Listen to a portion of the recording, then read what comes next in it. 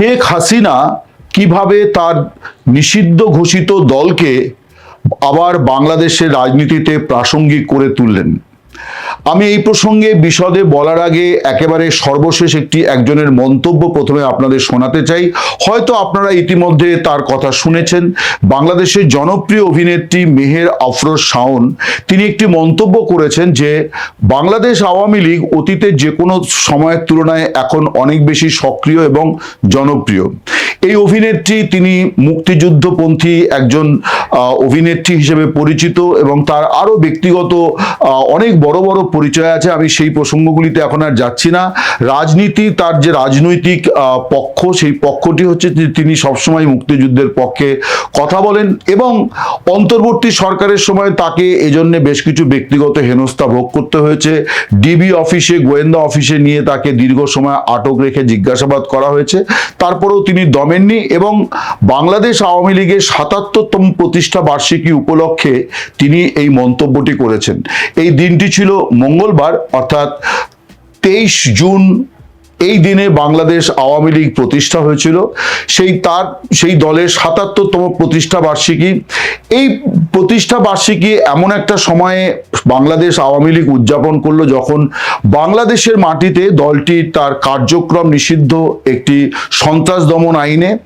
ফলে বিদেশে বিভিন্ন প্রান্তে আওয়ামী লীগের নেতারা ছড়িয়ে ছিটিয়ে আছেন, দেশেও অনেকে আত্মগোপনে আছেন, আবার কেউ কেউ প্রকাশ্যে রাজনীতি সীমিতভাবে করছেন। কিন্তু একটা সংকটের মধ্য দিয়ে যাচ্ছে দল।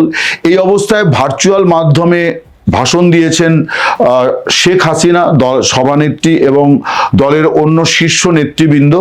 কিন্তু তাৎপর্যপূর্ণ হচ্ছে যে আওয়ামী লীগ এই ৭৭তম প্রতিষ্ঠা বার্ষিকী উপলক্ষে যে কার্যক্রম ঘোষণা করেছিল, যে দলীয় দপ্তরে তারা পতাকা উত্তোলন করবে, জাতীয় পতাকা উত্তোলন করবে, দলীয় পতাকা উত্তোলন করবে এবং আলাপ আলোচনা এবং গরিব দুঃখীদের মধ্যে দান ধ্যান করবে, এই যে কর্মসূচিগুলি ঘোষণা করেছিল, আমি বোঝার জন্য বলি যে এগুলোকে অনেক সময় রাজনীতিতে বলা হয় যে নিরামিষ কর্মসূচি। অর্থাৎ তারা কোনো সংঘাত, কোনো অভিযান, এই ধরনের পরিস্থিতির কোনো এই ধরনের কর্মসূচি তারা ঘোষণা করেনি। তারা একেবারে শান্তিপূর্ণ উপায়ে কিছু অনুষ্ঠানের মধ্য দিয়ে তাদের ৭৭তম বার্ষিকী পালন করতে চেয়েছিল। কিন্তু লক্ষণীয় যে বাংলাদেশ সরকার এই দিনটিকে নিয়ে এত আতঙ্কিত হয়ে পড়ল যে গোয়েন্দা রিপোর্টের ভিত্তিতে 22 তারিখ দুপুরে সিদ্ধান্ত করা হলো যে 23 তারিখ থেকে পরবর্তী বেশ কিছুদিন ঢাকা, চট্টগ্রাম, নারায়ণগঞ্জ, গাজীপুর এরকম 6টি জেলাতে সেনাবাহিনী মোতায়েন হবে। এবং ফাইনালি গতকাল 23 জানুয়ারি দেখা গেল যে প্রায় 95,000, যেটা সরকারি সূত্র থেকে জানা গেল, 95,000 সেনাবাহিনী ময়দানে ছিল বিজিবি, অর্থাৎ যাদের কাজ হচ্ছে সীমান্ত পাহারা দেওয়া। এছাড়া র্যাব ছিল, আনসার বাহিনী ছিল। শুধুমাত্র ঢাকাতেই ঢাকা মেট্রোপলিটন পুলিশ 18,000 অতিরিক্ত পুলিশ বাহিনীকে পথে নামিয়েছিল, যারা মূলত ব্যাটালিয়নের পুলিশ, অর্থাৎ জরুরি পরিস্থিতিতে যাদের নামানো হয়। অতিরিক্ত 18,000 বাহিনীকে নামানো হয়েছিল। অর্থাৎ একটা যুদ্ধকালীন পরিস্থিতি মোকাবিলা করার জন্য যে প্রস্তুতি একটি সরকারকে নিতে হয়, সেইটা তাদের নিতে হয়েছিল। প্রশ্ন হচ্ছে যে আওয়ামী লীগকে নিয়ে এত দুশ্চিন্তার কারণটি কি এবং কেন সরকার এই ব্যাপারে আওয়ামী লীগকে এতটা ভয় পাচ্ছে?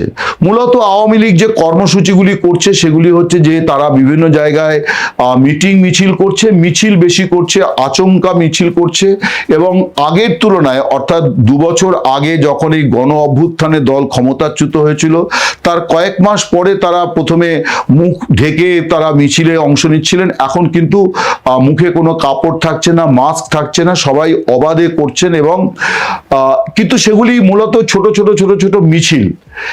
এই মিছিলকে কেন বিএনপি সরকার এতটা ভয় পেল, এই বিষয়টাই আজকে আলোচনার বিষয়। তার একটা বড় কারণ হচ্ছে যে শেখ হাসিনা তিনি এই যে প্রতিকূল পরিস্থিতি এবং তিনি নয়াদিল্লিতে মানে থাকছেন, এই প্রতিকূল পরিস্থিতিতে তিনি একটা অনন্য অসাধারণ কাজ তার দলের জন্য করেছেন। সেটি হচ্ছে যে এই গণ অভ্যুত্থানে ক্ষমতা হারানোর পর যে বিচ্ছিন্নতা তৈরি হয়েছিল দলের অন্দরে, সেই বিচ্ছিন্নতাগুলো দূর করে তিনি কিন্তু দলকে এখন একত্রিত করে ফেলেছেন এবং সাংগঠনিকভাবেও তিনি এখন দলকে অনেকটা মজবুত করেছেন। এছাড়া তিনি যে কাজটি করেছেন সেটা খানিকটা পুনরাবৃত্তি শোনাবে আপনাদের কাছে, তার কারণ আমি অতীতে অন্তত গত 1.5 বছর আগে থেকে আমি এই বিষয়ে অনেকগুলি ভিডিওতে বলেছি বিষয়টি, যে হাসিনা একটা নতুন রাজনৈতিক জনসংযোগের মডেল তৈরি করেছেন। সেটি হচ্ছে যে তিনি দলের 45 বছরের টানা 45 বছরের সভাপতি, তিনি 5 বারের প্রধানমন্ত্রী, তিনি 2 বারের বিরোধী দলনেত্রী এবং তিনি বঙ্গবন্ধু শেখ মুজিবুর রহমানের কন্যা। এত ভারী পরিচয় নিয়েও তিনি কিন্তু এই সংকটে যে কাজটি করেছেন সেটি হচ্ছে শিখর থেকে তৃণমূল। অর্থাৎ আমাদের এই উপমহাদেশের রাজনীতিতে যেটা আছে যে কর্মীরা সমর্থকেরা সবাই নেতাকে ছোঁয়ার চেষ্টা করে, তার দরবারে পৌঁছানোর চেষ্টা করেন, শেখ হাসিনা এই সংকটে উল্টোটি করেছেন।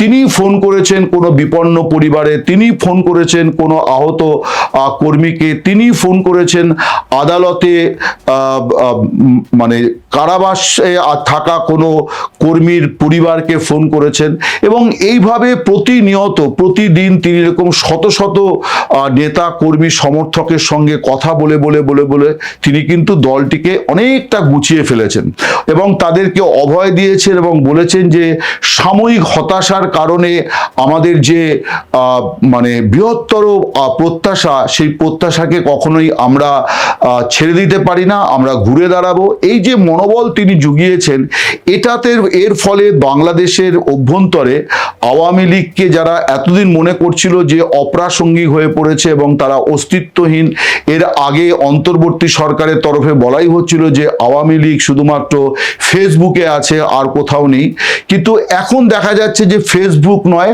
তারা ফেস টু ফেস এখন কিন্তু সরকার এবং বিরোধী দল যারা আওয়ামী লীগের বিরোধী মানে বিএনপি, জামাত, এনসিপি, তাদেরকে ফেস টু ফেস মোকাবিলার জন্য তারা ময়দানে অবতীর্ণ হওয়া শুরু করেছে। এবং এই যে প্রাথমিক মানে পর্যায়ে, এই প্রাথমিক পর্যায়কেই কিন্তু বিএনপি সরকার যথেষ্ট ভয় পাচ্ছে, যে কারণে এই প্রথম দেখা যাচ্ছে যে একটি নির্বাচিত সরকার তারা আরেকটি রাজনৈতিক দলের কর্মসূচি মোকাবিলাতে সেনাবাহিনীকে নামালো, যেটাকে গণতন্ত্রের জন্য একটা খুবই অশনি সংকেত বলেই মনে হয়। যে বিএনপি নির্বাচন নিয়ে অনেক রকম অভিযোগ আছে, কারচুপির অভিযোগ আছে, সবকিছু আছে, কিন্তু তারপরেও তারা একটি নির্বাচিত সরকার, তারা অন্তর্বর্তী সরকার নয়। সেই নির্বাচিত সরকার যখন আরেকটি রাজনৈতিক দলকে মোকাবিলা করার জন্য সেনাবাহিনীকে নামায়, তখন এটা বোঝা যায় যে রাজনৈতিকভাবে বিএনপি এখনই আওয়ামী লীগের কাছে প্রায় হার স্বীকার করছে। অর্থাৎ রাজনৈতিকভাবে আওয়ামী লীগকে মোকাবিলা করার জায়গায় বিএনপি নেই। এটা প্রথম এই বার্তাটি কিন্তু এই সিদ্ধান্তের মধ্য দিয়ে এলো। আমি জানি না বিএনপির শীর্ষ নেতৃত্ব এই বিষয়টি নিয়ে কোনো আলাপ আলোচনা করেছিলেন কিনা, যে সেনা মোতায়েনের মানে সিদ্ধান্তের প্রকৃত বার্তা কি হবে। প্রকৃত বার্তা কিন্তু এটাই যে আওয়ামী লীগকে তারা ভয় পাচ্ছে, তাই শুধু না, কিভাবে মোকাবিলা করবে রাজনৈতিক মোকাবিলাটা তারা পারছে না, তাই তারা সেনাবাহিনীকে নামালো। এটা গেল একটি দিক। আরেকটি দিক যেটা আমার মনে হয় যে শেখ হাসিনা কিভাবে দলকে প্রাসঙ্গিক করে তুলেছেন, আমরা যদি ফিরে যাই 2024-এর 5 আগস্ট পরবর্তী কয়েক মাস, তখন বাংলাদেশের মধ্যে শুধুমাত্র রাজনৈতিক লোকেরা নন, শুধুমাত্র কোনো দলের নেতা, মুখপাত্র বা কর্মী সমর্থক নন, একেবারে রাজনীতির সঙ্গে কোনো রকম সম্পর্ক নেই এমন মানুষের মধ্যেও একটা আওয়ামী লীগ বিদ্বেষ, একটা শেখ হাসিনা বিরোধিতা, এই জিনিসটি ছিল। এটা পরিস্থিতিজনিত কারণ, তার কারণ একটা সাজানো হলেও একটা গণ অভ্যুত্থান, একটা বড় সংখ্যক মানুষ রাজপথে নেমে আসার পর সরকারের পতন হয়েছিল এবং প্রধানমন্ত্রীকে দেশ ছাড়তে হয়েছিল।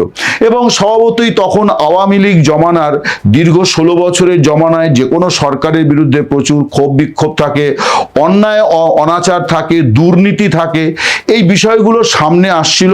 ফলে আওয়ামী লীগ বিরোধী এবং শেখ হাসিনা বিরোধী একটা মনোভাব প্রবলভাবে ছিল রাজনীতি নির্বিশেষে ছিল। এমনকি আওয়ামী লীগের সমর্থকদের মধ্যেও কিন্তু সেই বিষয়গুলি ছিল। কতিপয় অবশ্য সবসময় মনে করেছিল যে এগুলি হচ্ছে ষড়যন্ত্র, কিন্তু আওয়ামী লীগের একাংশ মনে করেছিল এটা জনক্ষোভের বহিঃপ্রকাশ।